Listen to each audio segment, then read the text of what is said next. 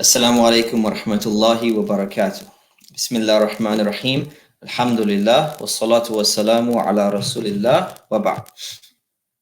So this is an opportunity for everyone to ask whatever questions they would like to ask about Ramadan. Ramadan is coming up, and there's going to be a lot of interesting questions that people have, especially given the fact that this is going to be one of the more unique Ramadans, because Masjid, the one that you can see behind me, even our local Masjid, and most masjids in the world are going to be closed, unfortunately, due to the novel coronavirus situation that we're in. So this does make things different, and in some ways it makes them challenging.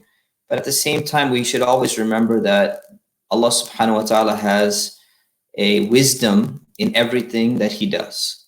And there's a wisdom in having us experience a Ramadan where the masjid is going to be closed. I know it's very difficult for many people. Many people, this is one of the most important things that they look forward to, in the month of Ramadan.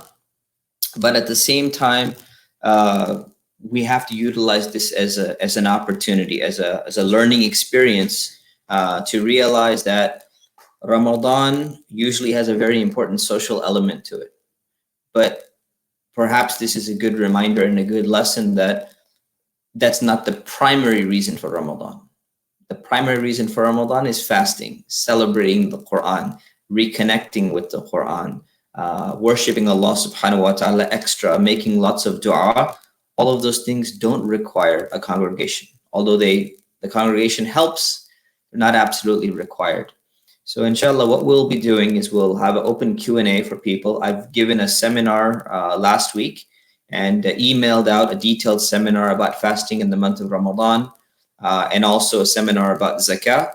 But if there's any questions pertaining to Ramadan, zakah, fasting, any of those things, this will be a great opportunity for people to ask those questions, inshallah ta'ala. So we have questions being taken in, and we can get started with that, inshallah.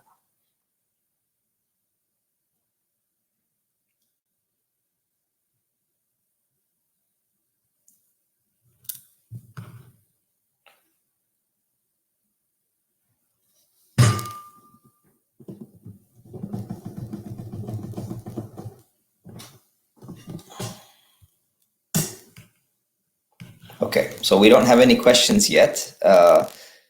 So hopefully they will be coming in soon. But one of the things I'll start with is a common question that I'm being asked is whether people should continue fasting like normal due to the novel coronavirus situation. Is there any actual danger of healthy people getting more likely to get ill or potentially get the coronavirus, or get ill from the coronavirus because of the health crisis that we're in right now? And the second question, which is also very common, is that people who are working in the medical profession, especially frontline healthcare workers, should they stop fasting? Right, because their concern is that fasting may potentially affect their judgment or what they're doing or something like that. And in fact, recently there was an LA Times reporter who was contacting different Muslim scholars and doctors, and he contacted that the way he was asking the question was almost as if he's trying to say that there's going to be some danger, brought forth by Muslim first responders in coronavirus because of the fact that they're fasting. And the World Health Organization released a report recently about Ramadan and about fasting. And I'm very glad they did. And they made it very clear in there that there is no additional danger of fasting, that somehow it's going to be affecting people in their workplace, it's going to be affecting medical workers, nor is it going to heighten their potential to be getting ill from the coronavirus or anything like that. So basically, the the guidelines of Islam remain the way they were. And the way they were is people who are ill, people who are sick, they don't have to fast. If there's an actual illness that they have, if they have the flu or something like that. If somebody has a little bit discomfort, somebody has a very small cough or something like that, then yes, they should be fasting. So if someone is really ill, they should not fast. Someone is experiencing some discomfort, that's normal. That's natural. That's part of fasting. And athletes like famous basketball player, Hakeem Olajuwon, and many other people throughout history, they were fasting when even during their games they were fasting. There are Olympic athletes who are fasting while doing what they're doing. So this idea of fasting affecting people and their performance and all of that, it's not necessarily the case. It may affect some people's performance a little bit. It may put some people in the zone and actually help them to do their job better, potentially, especially if they, take a little nap in the afternoon or something like that. They eat properly, they hydrate themselves in the morning. That's not really normally a problem. So from that perspective, it's important to, understand and keep in mind that try to fast. People who are debating, should I fast or should I not fast due to the hardship of me potentially getting sick or me not being able to function? I'm a very critical person in the field that I am, and it can potentially harm people. Try to fast. And if you find that it's really affecting you to a point where it's potentially harming someone else, then break your fast, then make it up after Ramadan. People who are chronically ill and they're not going to recover, like they have old age or something like that, they will not be fasting, and they'll feed a poor person for every single day of fasting that they miss. The next question here is, what's the best way for us to make the most of this month, given the fact that we cannot pray Taraweeh prayer at the Masjid? Should we pray solo on our own? Should we pray in Jama'ah, in a group with our family? Should we hold the Quran if we don't know too much Quran? And this is a good question, and it's a very common question. So what should we do in terms of Taraweeh? So yes, for us here in Southern California, we're definitely not going to be able to pray Taraweeh inside the Masjid. So you have a few options. First option is to pray on your own. And the better option would be to actually pray with your family that you're living with. So to have everyone get together and have one person lead them in prayer would be the ideal thing. Now, it's important to remember that the Taraweeh prayer doesn't have to be long. In fact, if you go to some countries, I think many mosques in Turkey and in some other parts of the world, they just recite very short surahs every single night. And that is fine. Many people, they're used to reciting a lot of Quran, standing behind an imam and hearing the recitation of a large portion of the Quran throughout the month of Ramadan. But that's not a requirement. So what you can do is you can read the short surah that you have memorized. And afterwards, if you want to read more Quran, or before, you can just open a copy of the Quran and read the Quran. And this will be fine. You don't have to finish the entire Quran while you're inside the Taraweeh prayer. So if you have a little bit of Quran memorized, don't worry about it. It's perfectly fine. You just read whatever you have memorized, and that's the ideal. That's the original way to pray. That's the normal way you should be praying. Now, for some people, they're very, gung-ho, and they're very keen on reciting more Quran during Taraweeh prayer. And for them, it's just like, no, I absolutely need this. And I don't have it all memorized, but I absolutely need this to occur. And I can't, I don't have that opportunity. Is there any leeway for me? Is there anything else I can do? And the answer is yes. There's many scholars who said, you can have a copy of the Quran in front of you, and you could be reading from the copy of the Quran.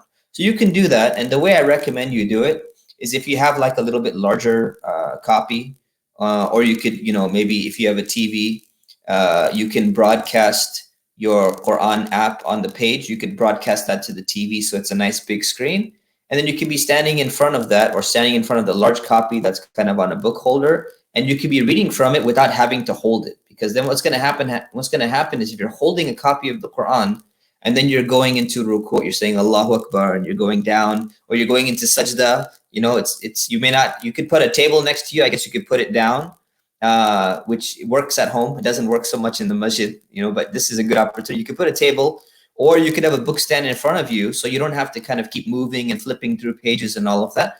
So you could just read one page every single rak'ah of prayer. So you can usually have 2 pages open in either a book form or on the digital form, like in front of your TV or something like that. And you can be reading from one side in the first rak'ah and read from the next side in the second rak'ah. You finish your prayer, you can start the next rak'ah, you go ahead and flip the page. So that'll just help to not have you do so many extra, motions during prayer, which just kind of resembles more the original prayer. If for some reason you can't do that, then you can hold a copy of the Quran as well. Some scholars have allowed that, and that's not a problem, right? It's not the original way to do it, but if that's something that you really feel is really, really valuable and important to you, then you can go ahead and do that. Please, the next question is, please guide us how to do i'tikaf during COVID-19. So i'tikaf is something that is performed in the last 10 days of Ramadan. So in the last 10 days, it's recommended for people to seclude themselves inside a masjid, and it needs to be in a masjid. And they pretty much don't leave for anything unless there's a necessity. If they have to go to the bathroom or they don't have any food to break their fast, they can go out, quickly get some food or something like that. Get a delivery person to drop it off to them. But that's not possible this year because of the fact that the masjids are closed. So what to do in this case? Normally, i'tikaf is not allowed outside of a masjid. It's generally only supposed to be done inside of a masjid. There are some scholars who are saying that, according to Imam Abu Hanifa, he had an opinion that women who are unable to go to the masjid can actually perform i'tikaf in their house, in their specific prayer area, which is designated for prayer in their home. So some scholars are saying that men can also do the same thing given the COVID-19 situation that we're in. So if someone was going to do that and take that opinion, and I'm personally unsure of whether to advocate for that opinion, still thinking about it, and we still have about 23 days to make that decision on what's the opinion that we should really prefer. But if someone was going to take that opinion, either way, some scholars are saying that the way it would be done is you pretty much will be secluding yourself inside the area in your house that is designated as the prayer area. Most people pray usually in one area of their house. So that will be your area, and you're going to stay in the vicinity of that area and only leave when there's a necessity, and you'd be doing that for 10 days. So yeah, I'll update you after the different scholars, councils have discussed the issue and come to maybe a more unified position on this, but that's the way it would be done. Next question is, should women who are pregnant fast during the month of Ramadan? So, it's an interesting question. The general rule comes down to this, is that if you're going to put yourself or your child in harm, then you should not be fasting. All right, you fall into the category of a sick person who's going to get sick or get ill, and potentially your child can also be, affected. So that's the concern about fasting while pregnant. One of the things I noticed is that, women who tend to come from an older generation, women who are over the age of 50, if you ask them, did they fast in the month of Ramadan when they were pregnant or when they were breastfeeding? And the answer is usually absolutely. They fasted all the way. There was no complications. There was no issues.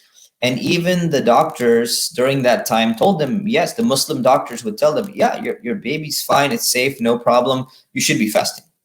And kind of what happens is nowadays, if you ask people who are from the younger generation, are you going to be fasting? They say, well, there's a danger to my child. And the doctors are telling me that there's a potential danger and it's better not to fast.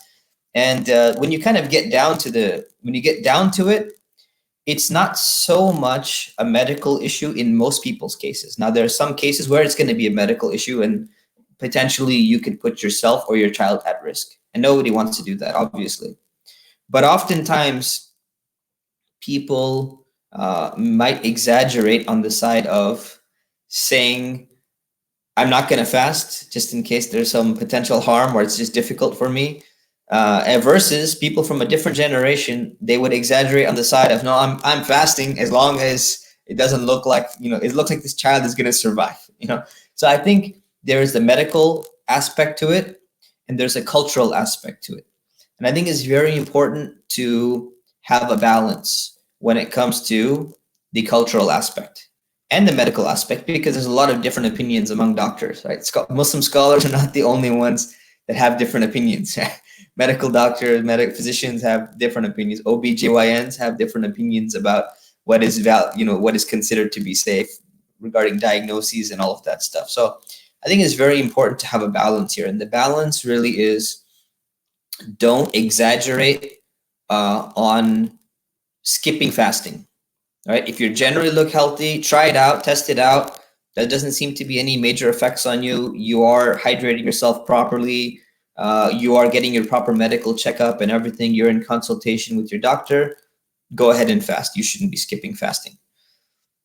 If on the other side, don't exaggerate where you have some health complications, you're feeling really bad, you're almost about to faint, potentially your baby can be harmed, and you're like, no, I'm fine, I can handle this, I'm going to fast.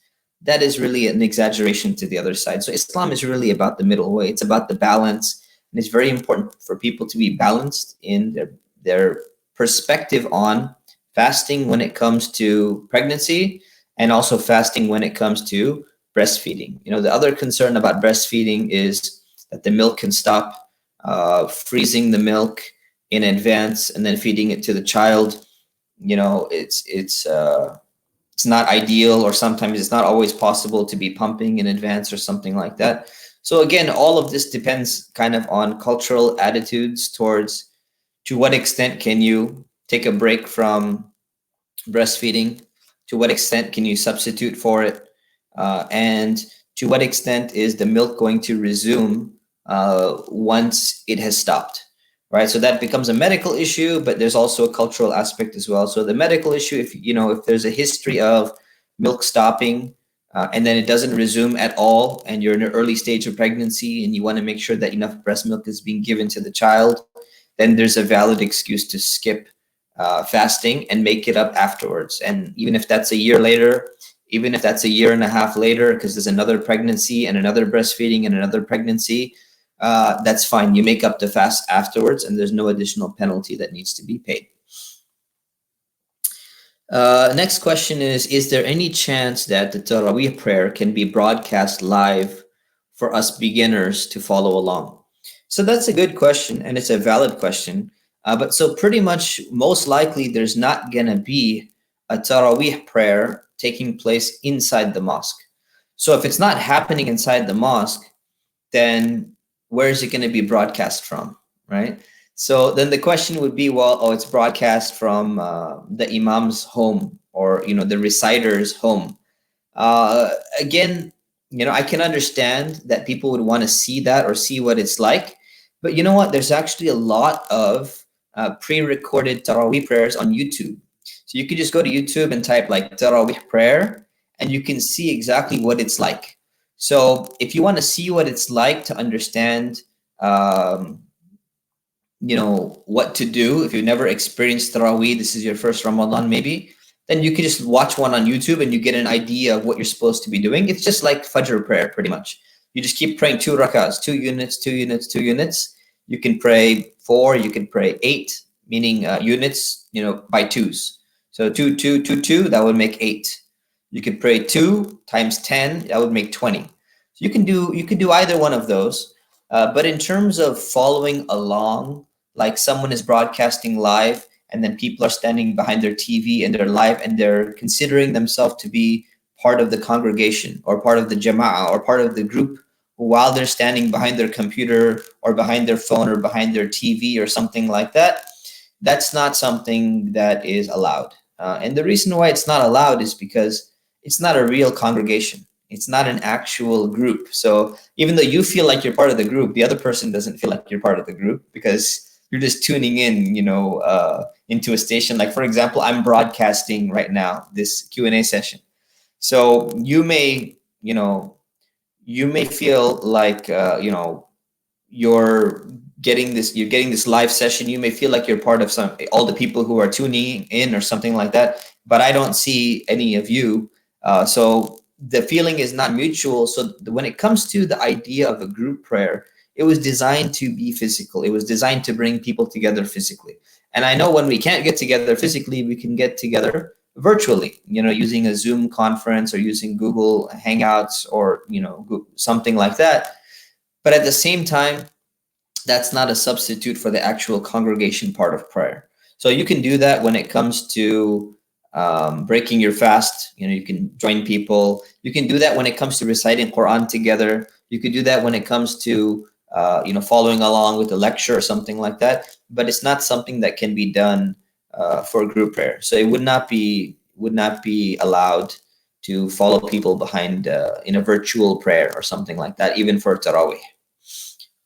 The next question is, when does Ramadan start? So Ramadan starts technically when the new moon is sighted anywhere in the world to establish the month of Ramadan. It is predicted that most likely it is going to start on Friday, which means that Taraweeh prayer will be on Thursday night, and then people start fasting on Friday. So that'll be the first day of Ramadan, and the first night, technically, of Ramadan would be the night of the first, would be on Thursday night. That's what is predicted.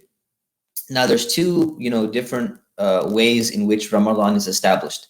One of them is through calculation, which is the opinion of the Fiqh Council of North America, of which I'm a part of. And they say that we can predetermine the dates of Ramadan in advance by using calculation to figure out when the moon would be sightable. So they've determined it's going to be on Friday. The second opinion is that of the Assembly of Muslim Jurists of America, that we have to wait for an actual sighting and not predict it in advance. So the prediction is it's most likely going to be on Friday, but AMJA, or AMJA, they're going to make the announcement on around Thursday nighttime, And our mosque, IIOC, we go with the opinion of AMJA, which is we will make the official announcement once it has actually been cited and we've confirmed that there's a valid sighting. And of course, some different scholar councils, some accept some sightings, some reject sightings, saying that, the person thought they saw the moon, they didn't really see the moon. So the opinion that we follow here at IIOC is we follow AMJA. We follow the Assembly of Muslim Jurists of America, and their website is amjaonline.org. So basically, whatever AMJA declares, we are going to go with that. And AMJA is a nice organization. We trust them. And they actually say that the opinion on following calculations, like the Fiqh Council of North America follows, they say that is a valid opinion as well. And that's a beautiful statement. They released it last year. They said, this is the way that we decide. We go with global sighting, moon being sighted anywhere in the world, if we can validate that it's a credible sighting. But at the same time, we recognize that using calculations to, predict in advance the date, we acknowledge that that is also a valid opinion to follow. So that's a beautiful balance that they've really come up with. And I think it's admirable for them taking that position. The next question is, how much is Sadaqatul Fitr or Fitra this year? And can we pay at the beginning of Ramadan? Yeah, so the answer is it's going to be $12 per person this year. And Fitra is a charity that we're supposed to give right before Eid Day, so that people can benefit from the day of Eid. So it's going to be, we've calculated the amount to be $12 per person in the family. So the man is going to pay for himself, and he's responsible for paying for his minor children. And the wife is technically responsible for paying for herself. So every person in the family is supposed to be paid for, but because the man is considered to be financially responsible and considered to be head of the household, at least in theory, he is responsible for paying for the minor children. Okay, and if he wants to, and he's nice about it, and the woman wants him to, he can also pay for his wife too, but it's not a requirement. It's technically an individual obligation. The same thing applies to the amount of people who are not fasting due to a valid excuse. Somebody who has diabetes, somebody who has some other type of illness, they're not able to fast.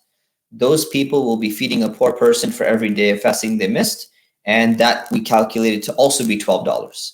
That's known as fidya. The fidya is going to be $12 this year, and the kafara, the fitra is also going to be $12. So both of those amounts are $12, and we have a link going out every Friday under the general donation page on IIOC in our mailing list. There's going to be a link for paying your fitra. And yes, it can be paid from the beginning of Ramadan, and it is recommended to be paid early. So I do suggest that people pay it at least by the last 10 days or 10 nights, and not wait till the beginning, like right around the time of Eid, because that makes it difficult to distribute that money. So it'll be easier if people pay it in advance. That's going to be better. Is there an online program that the Masjid can let us follow along live with Quran recitation and complete the Quran together? Yeah, so that's a great program that we're going to be having. There's going to be a program with Shaykh Muhammad Mani, who's going to be reciting the Quran every single day starting tomorrow at 8:30 p.m. and he's going to recite one juz, which is one para or one section or 1/30th of the Quran. So in 30 days, he'll finish the entire thing.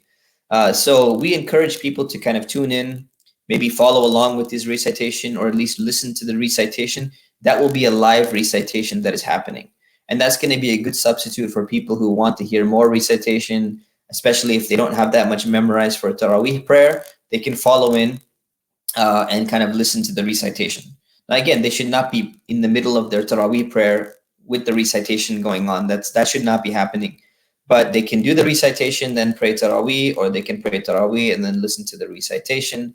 Probably 8:30 p.m. is a little bit early for Isha, so you can't pray Taraweeh until later.